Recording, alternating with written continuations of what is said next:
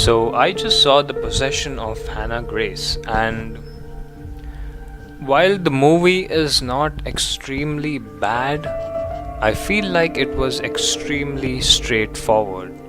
And I don't just mean it in its storytelling. I mean it in its overall approach towards providing the jump scares or delivering exposition, or the entire movie happens through the course of a couple of days, and it takes you from point A to point B to point C.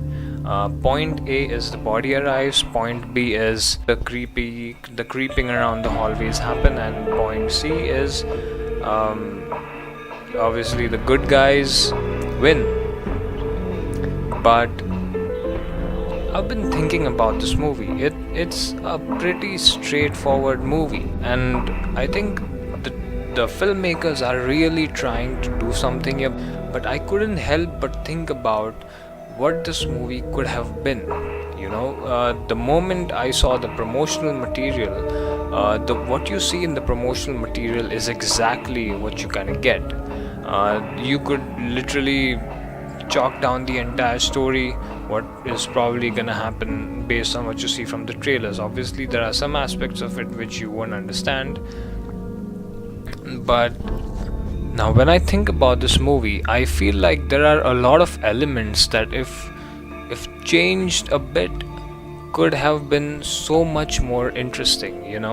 The movie starts with a scene that depicts the exorcism that will I first of all I don't think that scene needed to be there, and because I don't think that scene or that opening sets the tone for the movie at all. The movie is a creepy movie. It's ghosts lurking in the dark. It is characters walking around hallways.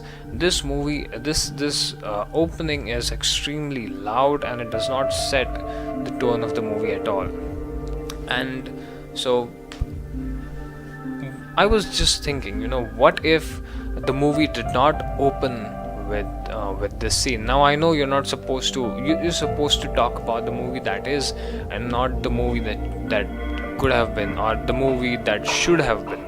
But I feel like this movie, if it made certain changes here and there, this movie could have been a lot more interesting. Like, for example, if you don't have the intro, instead of having the exorcism as the start of this movie, if you had the shootout that Megan Reed's character talks about. Megan Reed's character is suffering from PTSD because she did nothing. Basically, one of her co-workers got shot in the line of duty, and she thinks she should have done something, but she froze up, and now she has PTSD. She occasionally sees him, and then obviously that is a very interesting aspect from the character, because she sees things that are not there, right? So let's use this. So you open the movie with a scene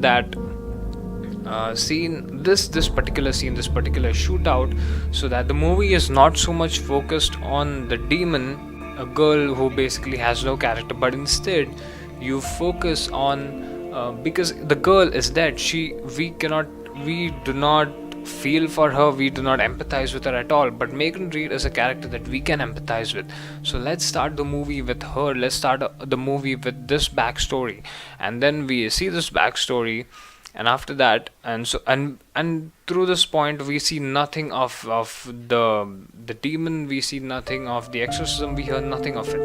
And as the movie goes, she gets this job. It's kind of weird that this like, I know I'm kind of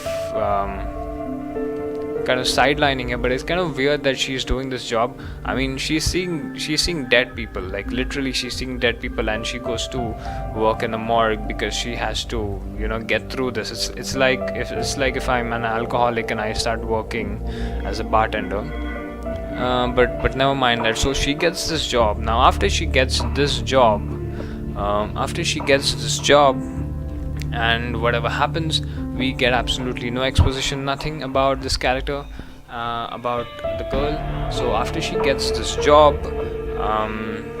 weird things start to happen.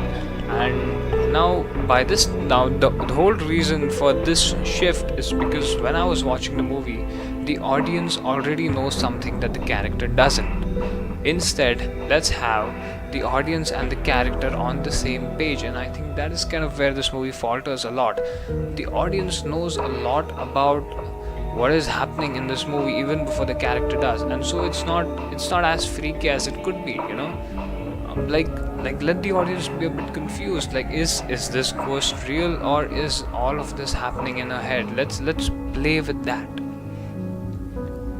Let's play with all those sort of things. Let's make everything very subtle, and then you could have the reveal in the end. You don't, like, we did not even need that exposition where the father literally talks about how she is killing all these people because when she kills someone she heals herself. Like, we did not need that, because we can see that, we literally see that.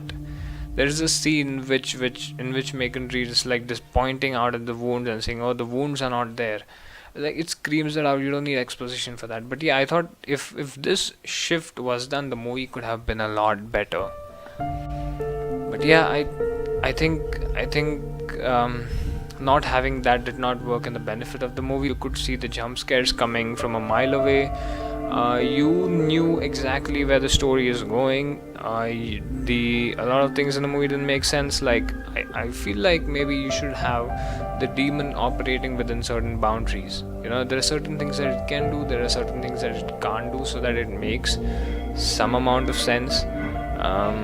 Because when you look at it, like in the start, the demon dies because the father kind of strangles. I don't know if strangles is the right word, but the father kind of pushes a pillow on top of its face, and that was kind of funny because like, she literally, like, 10 seconds ago she was like an X-Men. She was like Jean Grey. She was like moving objects with a mind and pushing people around, and now she's killed by a pillow, which is kind of weird. I'm not saying this movie is completely lazy.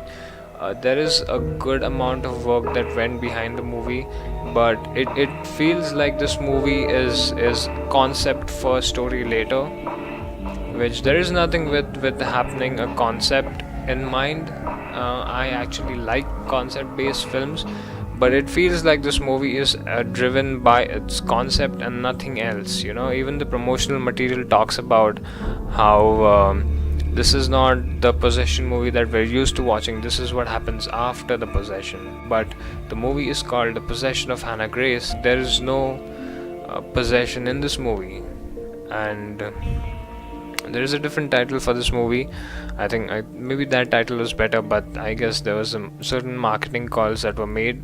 That's why this title was chosen. Yeah, I saw this movie. I did not like it as much. I thought it was pretty straightforward and bland and not that interesting. I thought the movie did not focus or give that much importance to its characters.